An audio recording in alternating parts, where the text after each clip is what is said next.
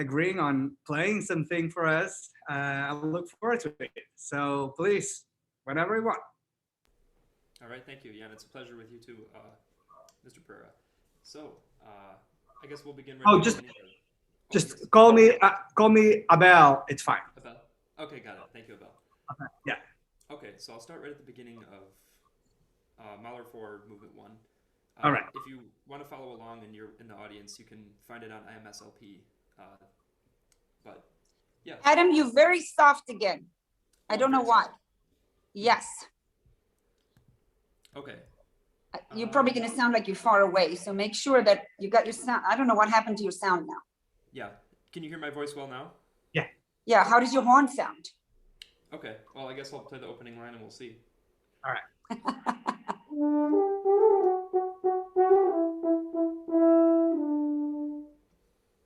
Sounds beautiful to me. Okay, great. Thank you. Yeah. So I'll play, I'll skip over the excerpts from here and there. I'll let you know as I go. I'll leave out most of the repetitive staccatos and half notes and things like that. All right. Mm-hmm. I'll do one of them though, so you can hear my staccato.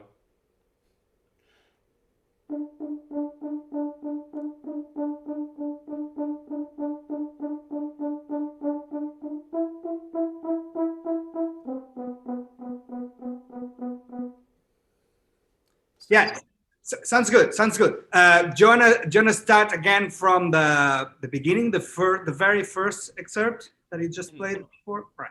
Yeah, yeah. All right.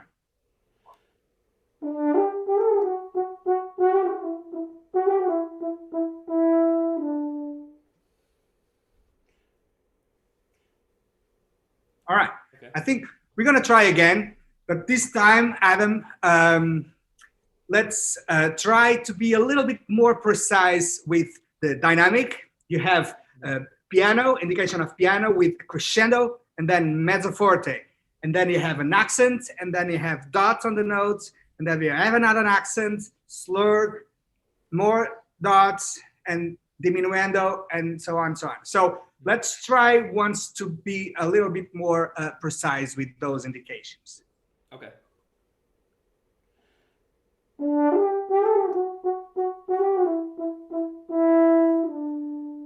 Yes, that sounds good. Now, without losing tempo, without losing the pulse, all right? So before you played really in tempo, very, very nice pulse, but you missed those indications. Now let's try to add those, but keep the pulse. Okay.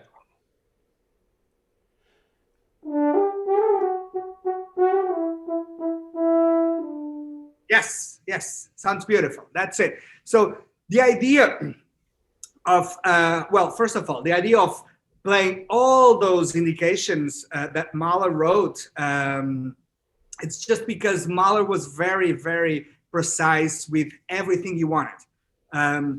All the little staccato notes, the crescendo, sometimes even has crescendo and diminuendo in one little note. You know, you want everything so so exacerbated. So I think it's really important to make all those indications very, very clear, just like you did right now. Now, okay. With all this being said, you're gonna try to make this music, especially in this symphony, a little bit joyful. You know, the fourth symphony. I can tell you a little bit more about, and you're gonna tell me a little bit more about the symphony itself and the style and why is this symphony so different from all the other he wrote. But let's try once again the same excerpt, keeping the tempo, the same dynamic and articulation indications, but a little bit more joyful. Okay.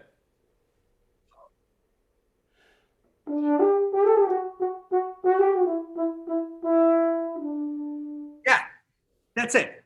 I think it sounds much nicer. Great, thank you. Okay, I can go on at 2 now. All right. The next excerpt.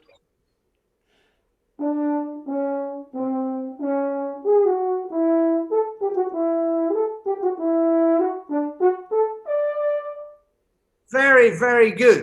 Very good. Now, I know it says mezzo forte, although you have three different articulations. You have the accents, you know, those quarter notes with accents. And then you have the shorter notes, the 8 notes and the 16 notes with dots. And then you have a slur. So all those, well, actually you have 2 slurs, but all those indications should be different when you play them. All right. So let's try the first bar and the first half of the second bar where you have those accents a little bit more like bells. Pom, pom, pom, pom, pom. And then short notes. Okay. That's right.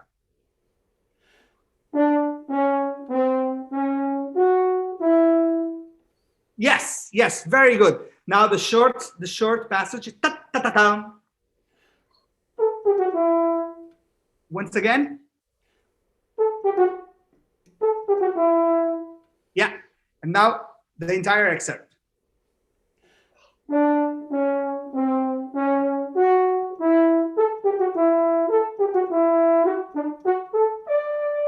Beautiful, beautiful. That's great. Sounds amazing. Very, very good. Okay. I can do the next 2 lines at 3. There's the short one and then the longer one. All right.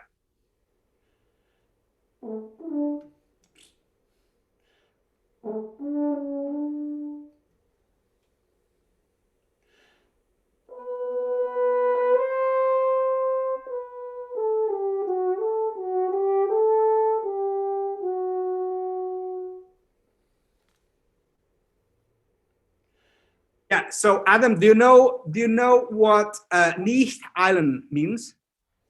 Nicht eilen. It means without something.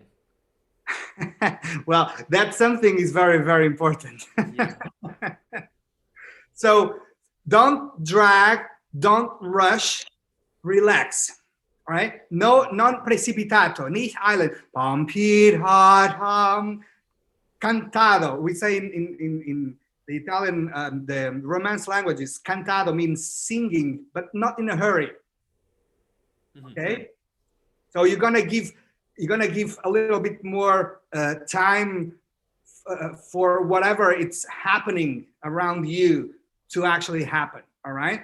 And then when you start the a couple bars later, you have pianissimo, and again you have a crescendo and a diminuendo, and those are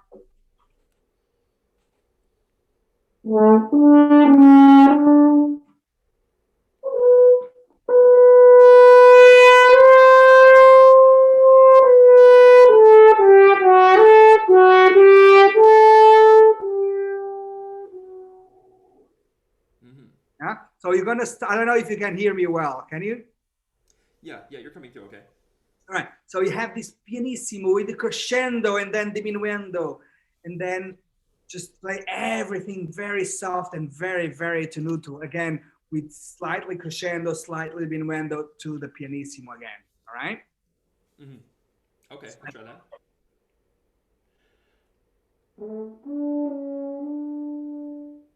Yes.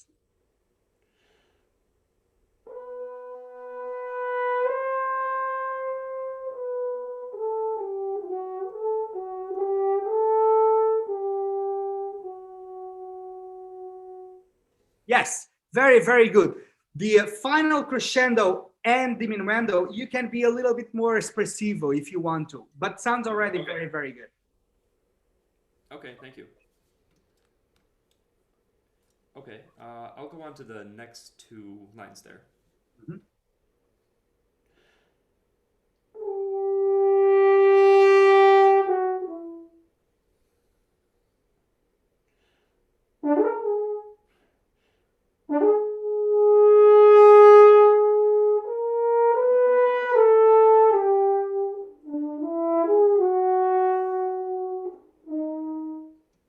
Yeah, let's play once again. You know that the forte piano that they have, the grace note. That grace note is really, really important, and that's probably why he wrote a forte piano. So So he wants that grace note to be heard more than the beginning of the next note, which is the D sharp. So don't rush with that grace note. Give it some time to actually be heard, and then you have the rest of the phrase to play. You see what I mean? Mm-hmm. Yeah. Okay, I'll try that.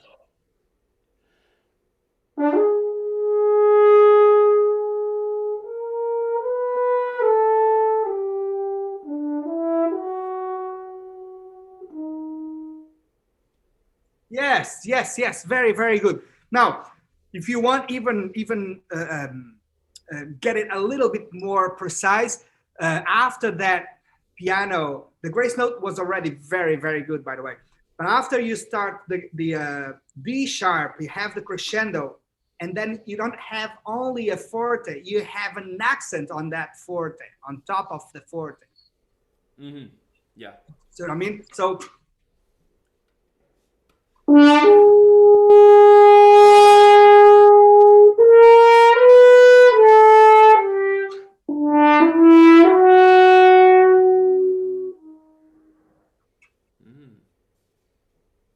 Okay, I'll try that. all right.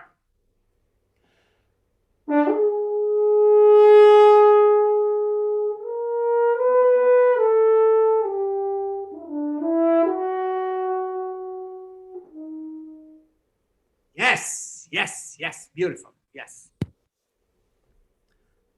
Oh, it looks like we're getting some live music updates. Yeah, what Just happened? I don't know if you see the screen is shared.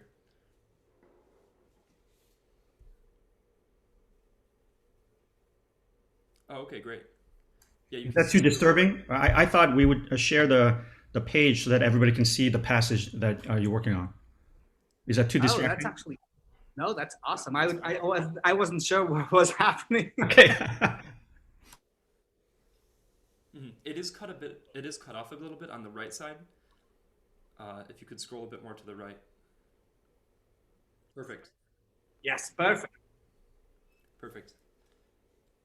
Okay. Shall we go on to the next section at 5 after 4? 5 after 4. All right. Yes, the Bedachtig section.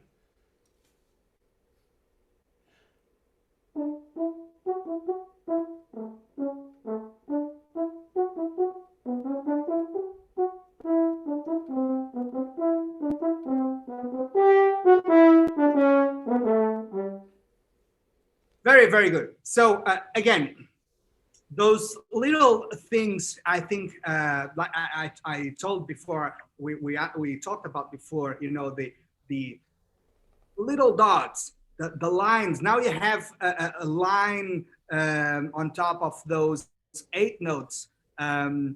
Those should probably be a little bit more clear, but very, very important to know is the meaning of Bedachti and island. And you know, you have one tempo, Bedachti, one tempo, pop, pop, pop, pop, pop, pop, pop, pop, pop, pop, pop, pop, pop. Very simple, very, very childish. You know, this symphony has a lot to do with the childish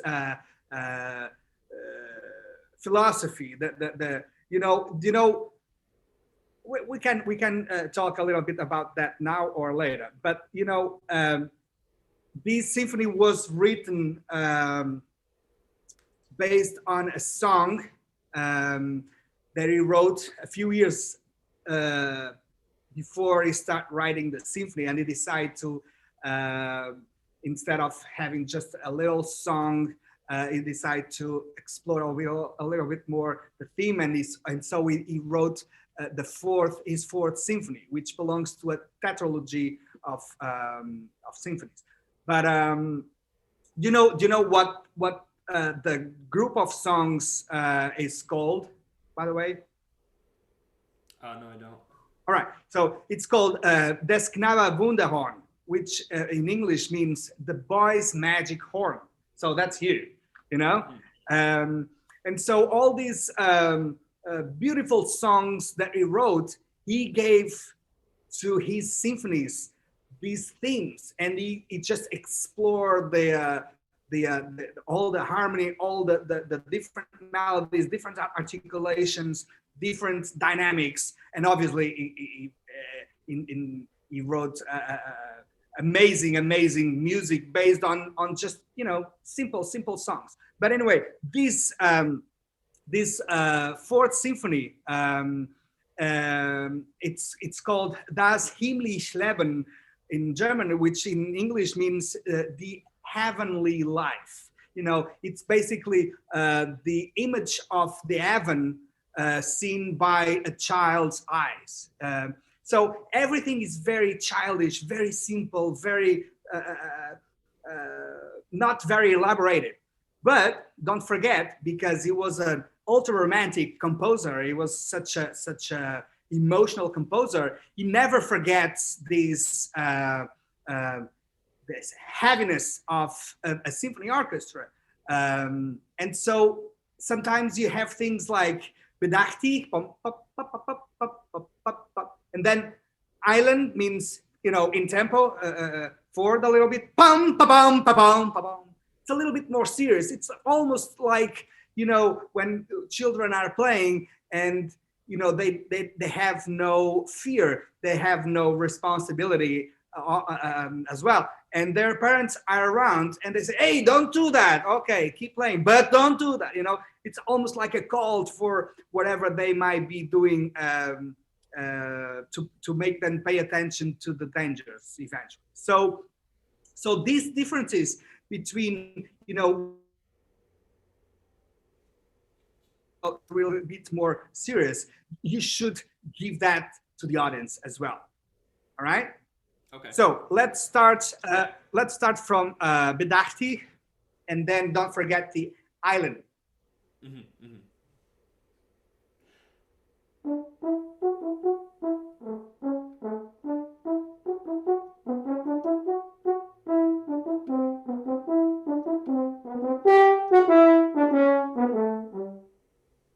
Very good. The island can be, well, depending on what Chris, your conductor, wants to do, but I would go a little bit more forward and a little bit more, a little louder, a little, without being afraid of what comes next. It's just a call for attention. All right. Okay. Once again. Okay.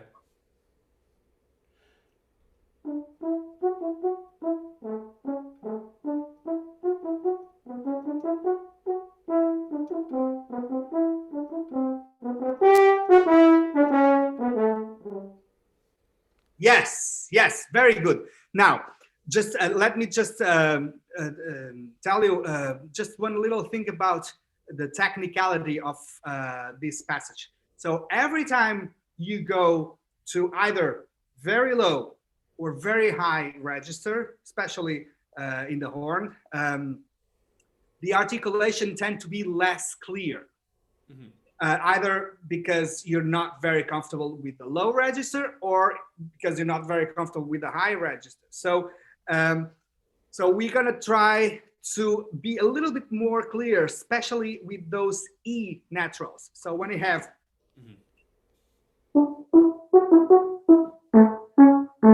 those notes should be a little bit more staccato with your tongue. And then when you have the 16th note,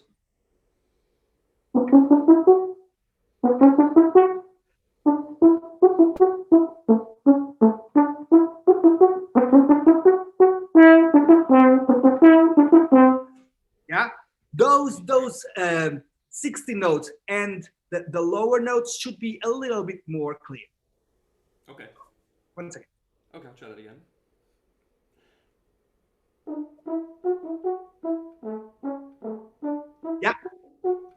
Yeah, you see, I hear. Yeah. I hear it too, yeah. Yeah, I'm gonna exaggerate so everyone can hear.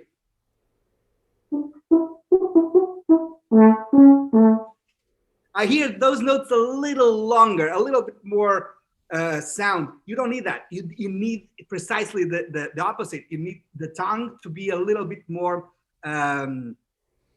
precise when you hit the notes, the tongue should be on top of your teeth. Mm-hmm. You know, on top, not on the bottom, because if you do it on the bottom, if you articulate on the bottom, you get longer notes. You get notes with lines, with tenuto. But if you hit them on the top, then they become more clear. Mm-hmm.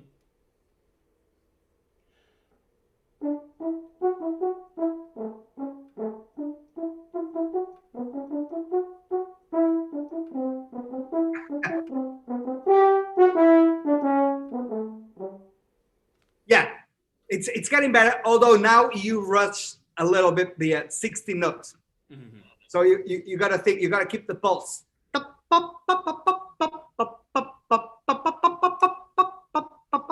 Yeah, Mm-hmm. without rush. All right. Mm-hmm. Okay. Once again.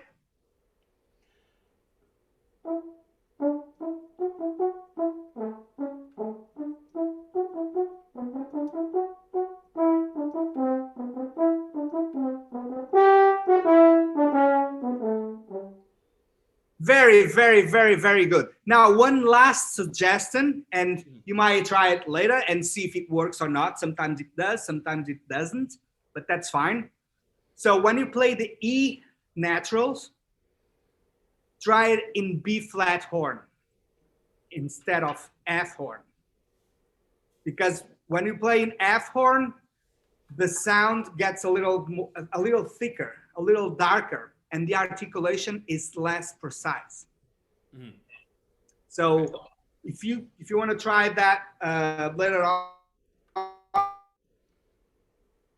on, just make sure you feel the difference in articulation between the F horn side and the B flat horn side. Okay. Okay, great. Yeah, I do need to work on my staccatos a bit, I think, especially down lower in the between G and C, down in that range. Right. Yeah. Yeah. So going on at 6. All right.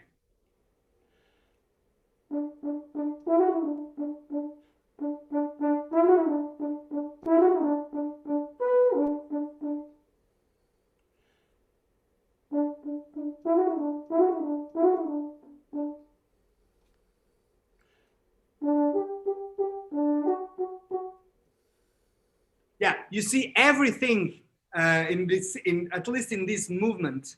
Pretty much every excerpt has a lot of indications. Again, dots. Again, slurs. Again, accents. And it's not loud. It's just simple. It's piano, tempo primo, which is the tempo of the beginning of the symphony. And nothing very elaborated. But if you don't make those indications really, really clear, I would suggest that you exaggerate a little bit more. Then it's not simple. It's just not clear. You see what I mean? Okay. Mm-hmm. So the music is simple, yes, but it needs a little bit more clear articulation. So I would go again for shorter notes, more accents. And again, those accents here, they're not with the tongue. They shouldn't be with your tongue. They should be with your air. So those are different. If you do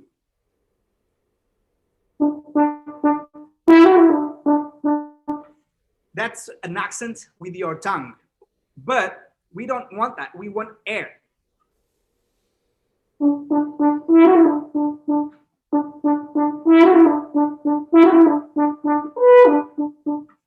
So those accents, instead of articulating with your tongue, because that makes the note a little harsh, you're gonna send more air.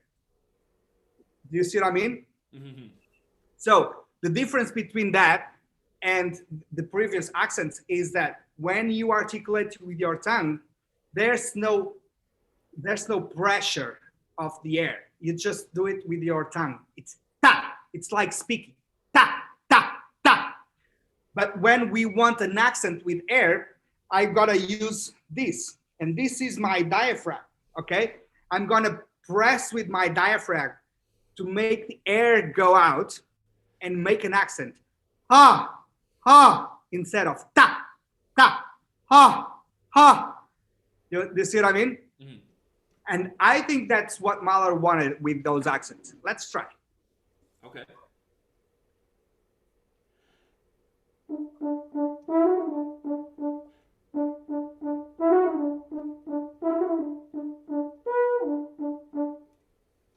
Yes, it's going in the right direction. Mm-hmm. And now you're using air, which is great, but you're still using a little bit too much tongue. Mm-hmm.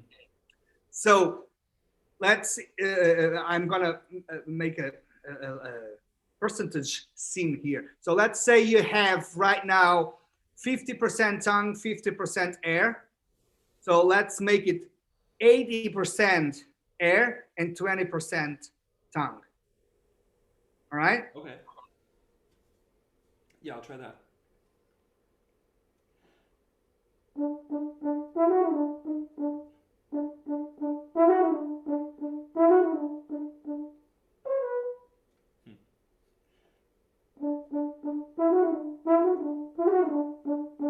Yeah, let's try that once again. Don't forget the tongue in the short notes. All right, those the air thing should be just for the signals, you know, the accent notes. The other notes should be really short. Play a little bit more comfortable. It's fine from the first excerpt once again.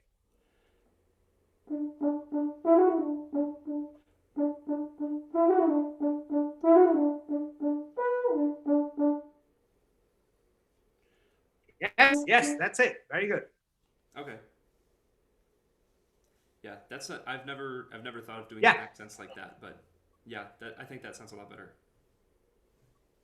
Yeah, well, it really depends on what's written, right? And what's the style of the music, what the composer wants. Obviously, he didn't tell us what he wanted, but based on the spirit of the whole symphony, you know, like I said, this childish music, this all the piano dynamics and the short articulations, I wouldn't go with anything very aggressive. Even the next excerpt that I can see you're gonna play, even that loud excerpt, the forte excerpt, should be, you know, beautiful sound, but never too aggressive. Okay. So I'll go right at the 7 or pick up to the 8th bar of 8, right at the big line.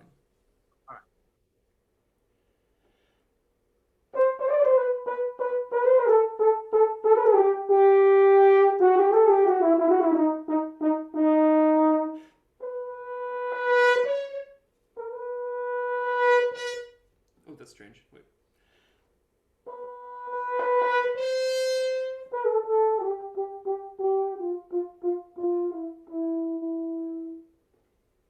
All right, Adam, very good. So that's exactly what I meant. The forte sounds great. You don't need to play more than that, especially if you're playing the chamber version, which is not, you know, the full orchestra version. So you don't need more than that. And that sounds very clear. It's very good.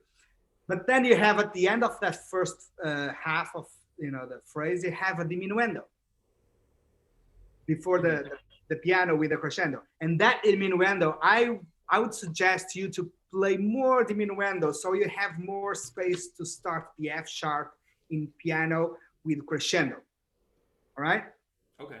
Let's try that. Let's try that.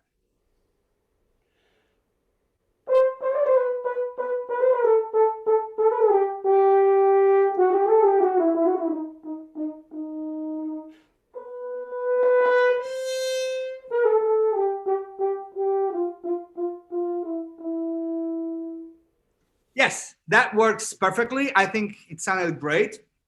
And again, just another reminder, you know, imagine, you know, a group of children playing in the park, you know, and they can be loud. Children can be loud when they're playing, just like adults can be loud when we play.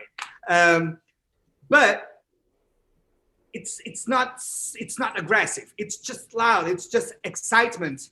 And then you have this piano crescendo to fortissimo, and that note has a different sound just because it's a stopped note. So for those who don't know what stopped note is, what Adam just did was he was playing open pretty much everything, and then that note he squeezed his hands inside the bell and he produced this sound. And when he stopped the note, that we produced this weird sound, and that's the stopped note. Now that note, Adam, should be aggressive, but then release it and let it go when you open. Just that note. It's just like something wrong is gonna happen. Oh no, it didn't happen. You know, it was just, oh, be careful. Okay, it didn't happen. Do you see what I mean? Yeah. So that should be a little bit more these, you know, the cuivre sound, and then once you open, just let it go to the piano dynamic. Don't stay super loud. All right? Okay. Very good. Let's try. All right, should I try the whole line or just that bar? Yeah, definitely the whole line. Yes. Okay.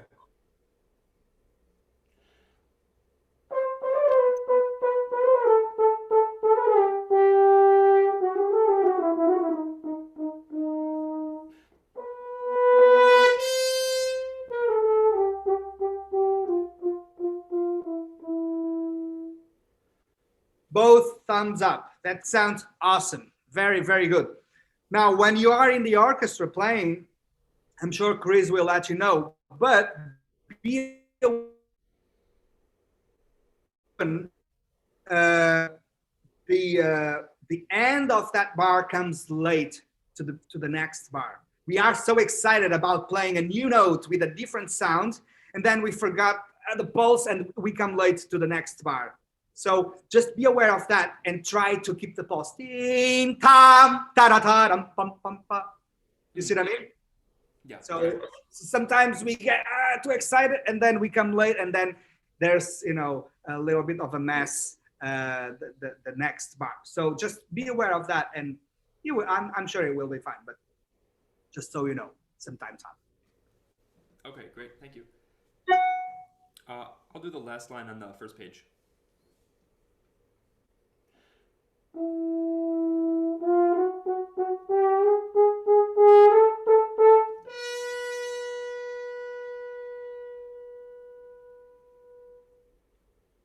Very good.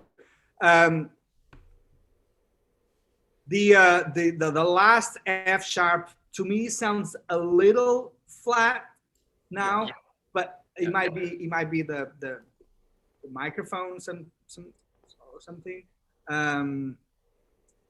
Don't let it drag. Okay, just go for it. It's like going to that note, you know. I'm very drangen. Okay. Okay, I'll do it again. All right.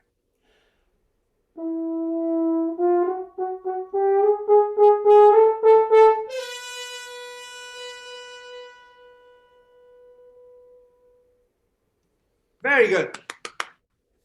Excellent. Okay, thank you. I'll go on to the second page. The top line with the triplet run.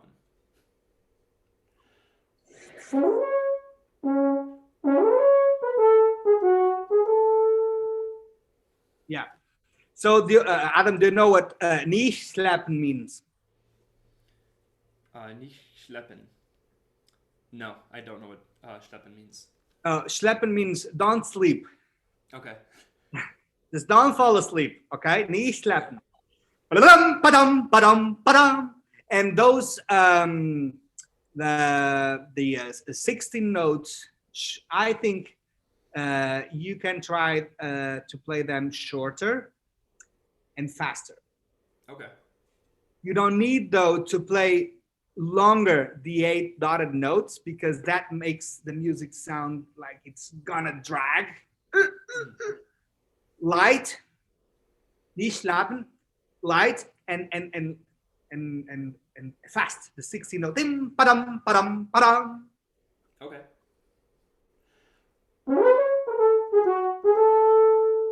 Yeah. Now in tempo. 1, 2, 3, and.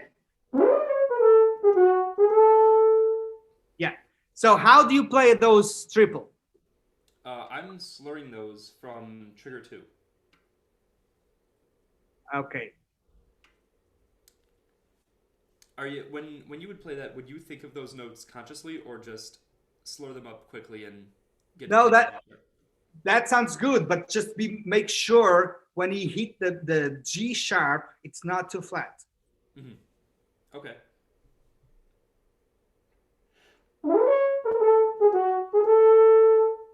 Yeah, that's it. Perfect. Beautiful. That's it. Okay. I'll skip to the kek because the second line is a reiteration. So at kek. Yep.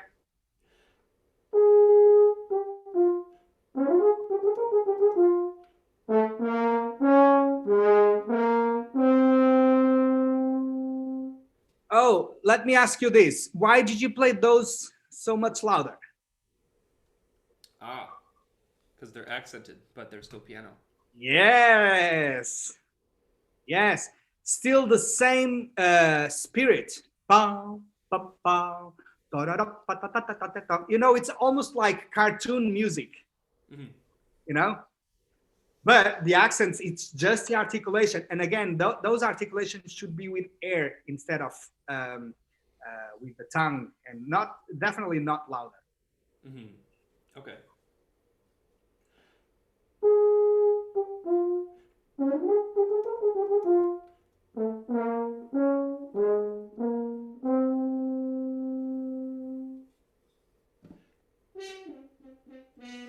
Yes, yes. Mm-hmm. Okay, should I go right on? Oh, yeah. Go. Okay. Oh, yes.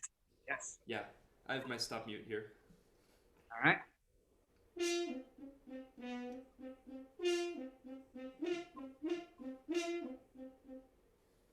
Yes, very good. So my suggestion for those notes, again, piano, although this time you are playing stop note, and because you are stopping your sound, we are gonna hear less sound. So obviously you have to play slightly more to make it audible, right? So that piano, make it suggested, mezzo piano, all right? Still accents, but now you have accents and sforzandi, and then you have grace notes, and those are all different things. So I'm gonna play one slower to make those differences clear. Okay.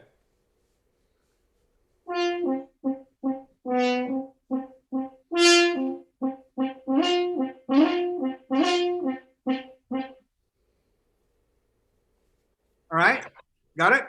Mm-hmm. So accents, yes, not too much, but clear. Sforzando more. Mm-hmm. And then the grace notes, almost like, you know, when you miss the note, you play the wrong note. It's almost like that, but it's always the same mistake. Mm-hmm.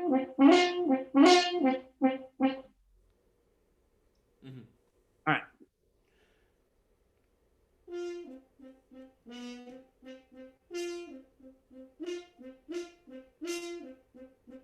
Very good. That's it. That's it. All right. Okay, great. I'm looking at time and how much more we would be able to do or should do in this movement. We could look at the...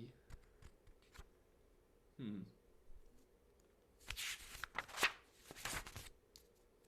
this movement at 18, there's a big section that we could work on there too. Actually, let's go to one line after 15.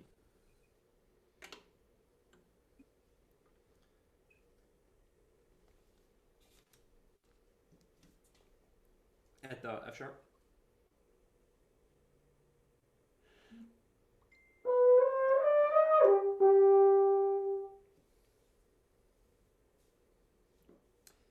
you think of the dynamics there and how loud the B flat should get?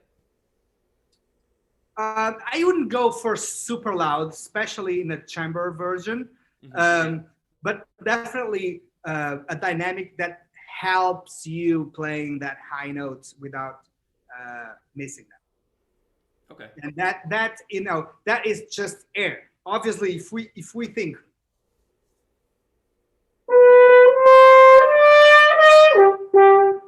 you're playing with air, and that air is gonna help you with the note and also with the dynamic. So not too loud, but comfortable. Okay.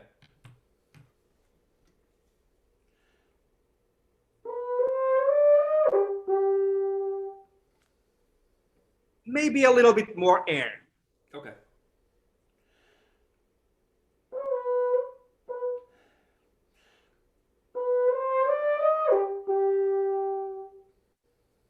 Very good. Okay. And now at 18.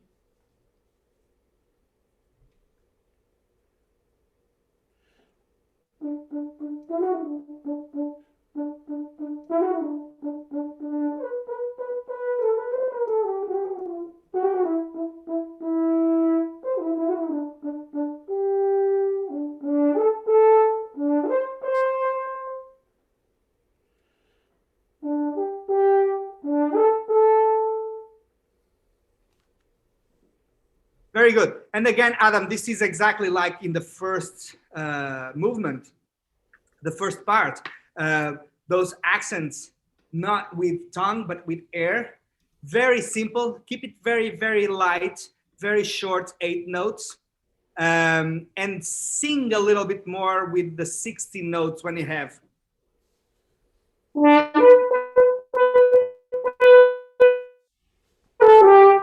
This part, you can give a little bit more expression. You can be a little bit more espressivo and joyful. A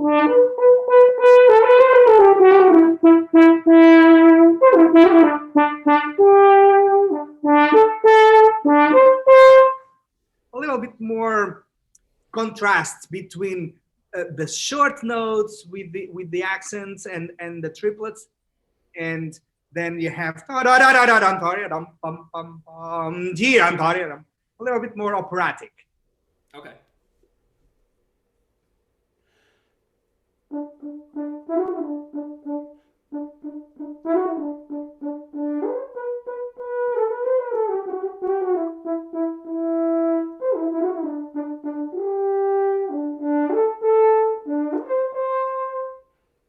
Yes, Adam, it's almost there. Don't forget, please, the pulse when you play those 60 notes.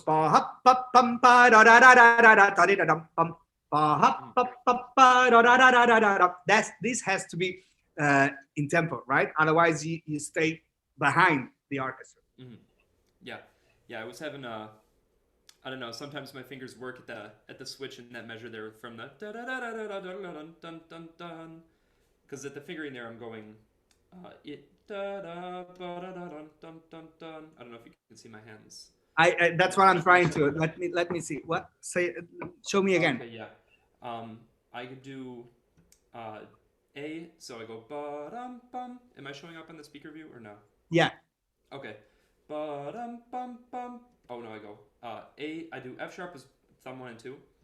Ba dum bum bum bum ba da da da da da ba da da dum bum bum. Oh. Okay, so why don't you try? And let's see if you can see me. Okay.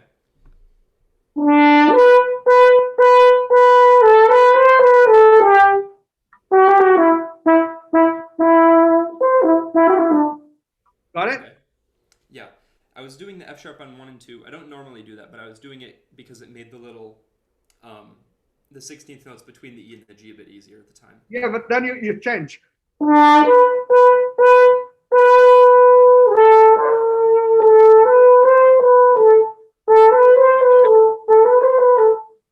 Okay.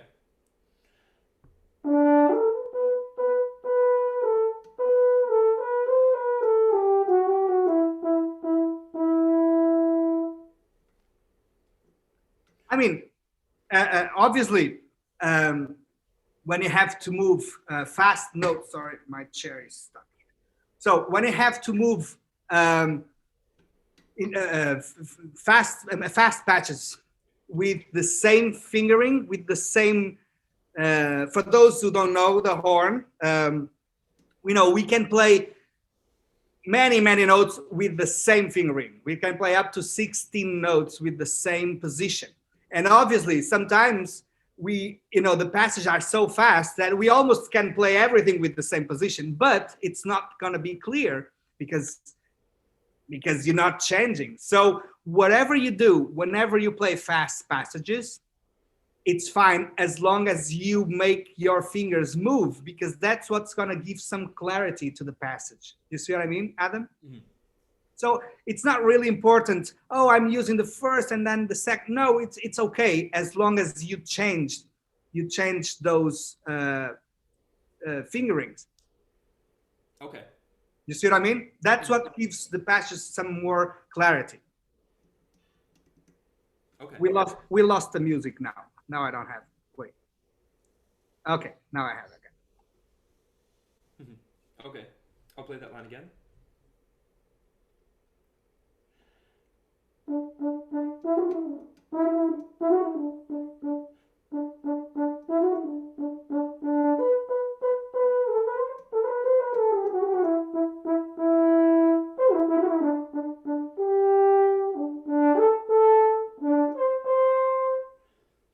Yes, Adam. Again, you can try different, because what might work for me or for your teacher or for someone else might not work for you, because we all have different, agility with our fingers. Different positions every time you practice that passages, and whatever works best for you, you just keep it, right? But make sure you try a few. Don't stick with just one, because there's like at least 4 or 5 different things that you can do with that passage in terms of digital positions. All right. Mm-hmm. Yeah, thank you. So I think we could, there's so many details in this piece. Really, it's really unfair to only give 40 minutes to Mahler. But unfortunately, I think in order to have a chance for our students to ask some questions to Abel, I think we should open up the floor to questions. So folks, if you have questions, either use the raise your hand function, or you can put the question in the chat. I'll wait for the questions. Adam, do you have any particular questions for Abel? No, not about this piece. I think we got to a lot of the thematic details and things like that are very helpful to have been answered now. Well, I have so many questions, but I'll just throw one out for Abel. One of the challenges that we're going to face as we go into in-person is going to be that we're going to be dealing with a 12-foot radius social distancing, even in this reduced version of the Mahler. We will be rehearsing in physical environments that's going to be very different than what we have known before the pandemic hit. So instead of being on stage together where you're close to your section, we're going to be dealing with separated out in a wider span of physical distancing. Do you have some advice for our members as they try to get used to this brand new acoustical environment where the sound is going to be delayed just because we'll be 12-foot radius of circles spread out through the auditorium? So it's not, there will only be maybe 4 or 5 people on stage, and everybody else will be spread out through the auditorium. Right. Yeah, well, thanks, Adam, for that question. I got to tell you all, guys, this is very, very challenging times. And obviously, playing music in these conditions, it's not ideal. I myself am dealing with that because here at the National Symphony, we have been, we started rehearsals, fortunately, because we were stopped, for like over a year. We didn't play on stage. We played at home. We did some videos online, funny stuff, but finally we just started rehearsing on stage, and we are also dealing with those things, that situation that we have. I'm like 10 feet apart from my second horn, and the trumpet is like 15 feet apart, and the bassoon is like 15 feet apart also. And so that makes music making very, very difficult, because one of the most important things that we have to do when we play music is to be able to hear everything. We can't just play music by looking at the conductor. The conductor is a reference, obviously, and it's a very, very important reference that we have there. But if we react to our music just regarding what the conductor is doing, that's probably going to be a huge mess, because sometimes the conductor might be conducting something for the first violins, and he makes a gesture to the first violins, and that gesture is exclusively for that section, not for the oboes, not for the bassoons, not for the horns.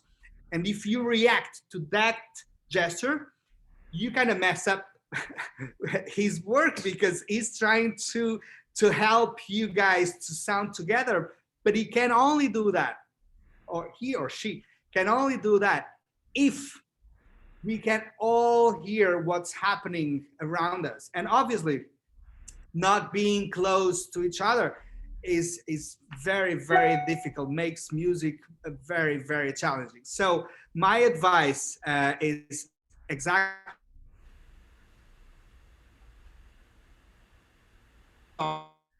after. So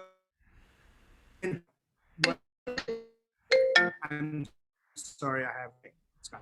So just keep it softer in terms of the dynamics, so you're able to hear better what's around you. And sometimes, especially for those who stay really on the back side of the stage, like the French horns, like the the rest of the brass players and some woodwind players, we stay right behind, and so we are very distant from the first rows. And obviously the conductor can hear better the first rows of musicians, so he reacts to them.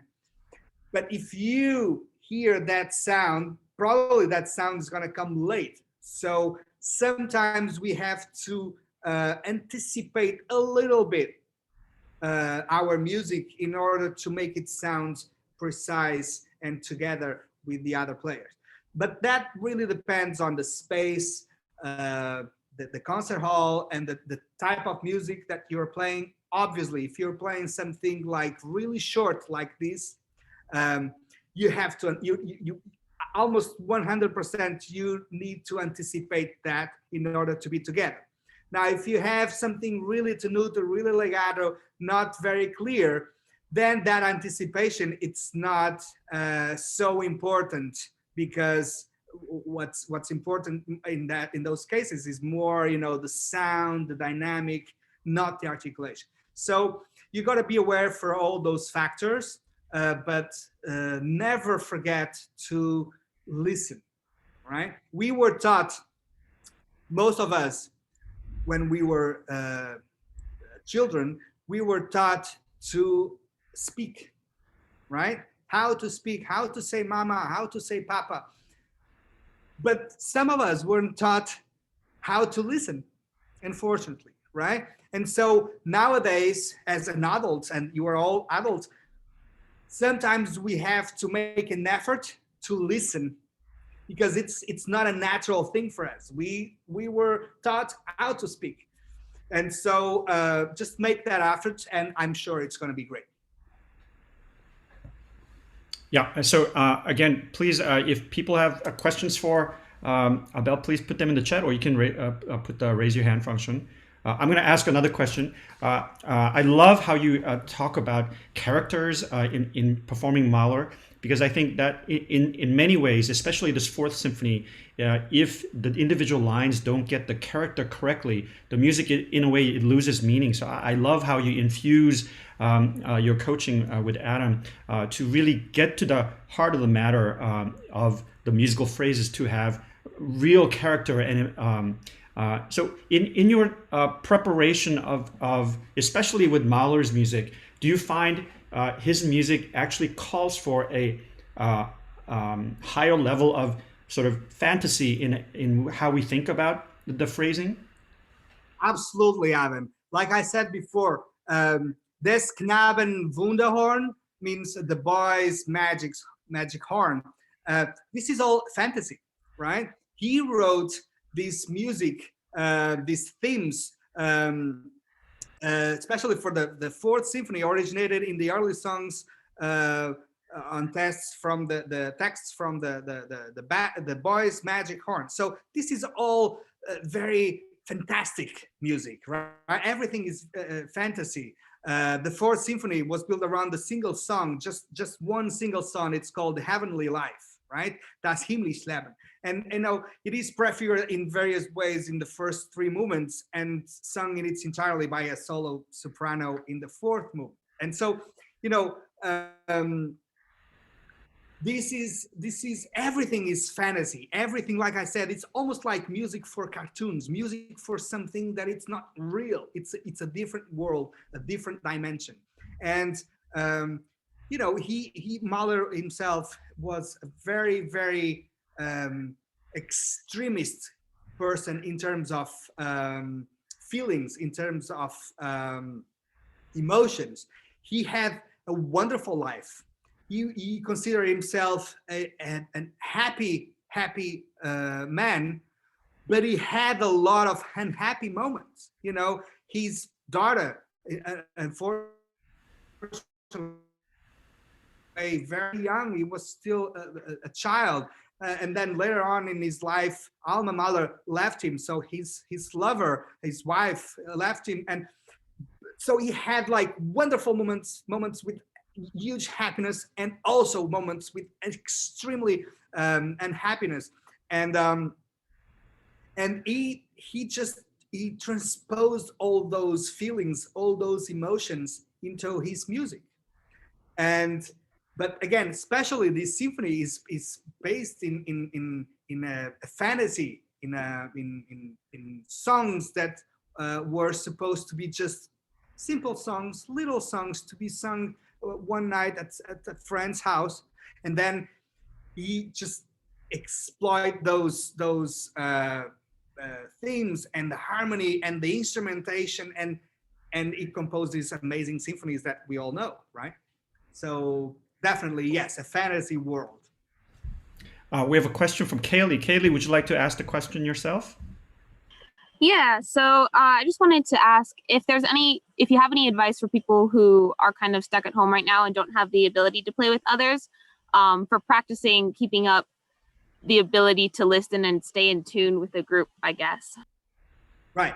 Thanks, Kelly.